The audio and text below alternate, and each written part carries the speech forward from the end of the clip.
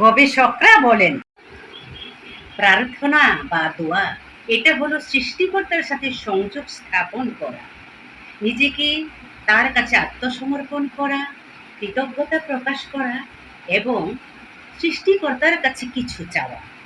এই চাওয়াটা হতে পারে নিজের জন্য, অপরের জন্য, দুনিয়ার কল্যাণের জন্য অথবা আখিরাতের শান্তির জন্য। এই প্রার্থনা বা দোয়া হলো মনের শক্তিশালী ভাষা। এটা হতে পারে মুখের কথায়, হতে পারে মনে মনে, হতে পারে চোখের অশ্রু দিয়ে।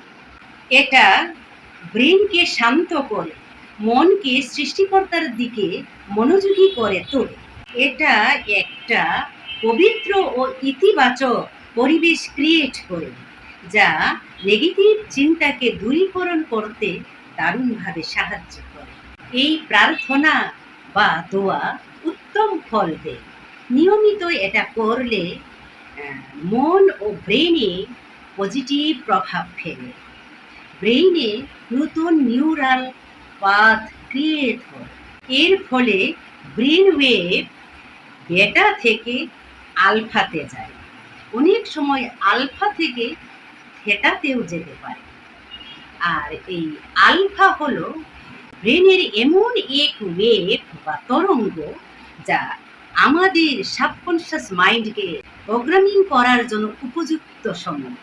তাই একে বলা হয় গোল্ডেন পিরিয়ড। আর আলফা ব্রেন ওয়েভের ফ্রিকোয়েন্সি সাধারণত 8 থেকে 12 হার্টজ।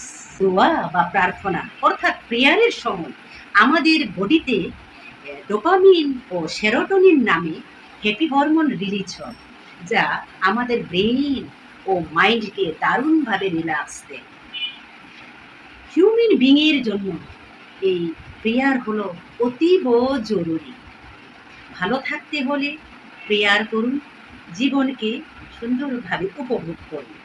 ভালো থাকুন, সুস্থ থাকুন এবং নিয়মিত প্রেয়ার করুন, জীবনকে সুন্দরভাবে উপভোগ করুন।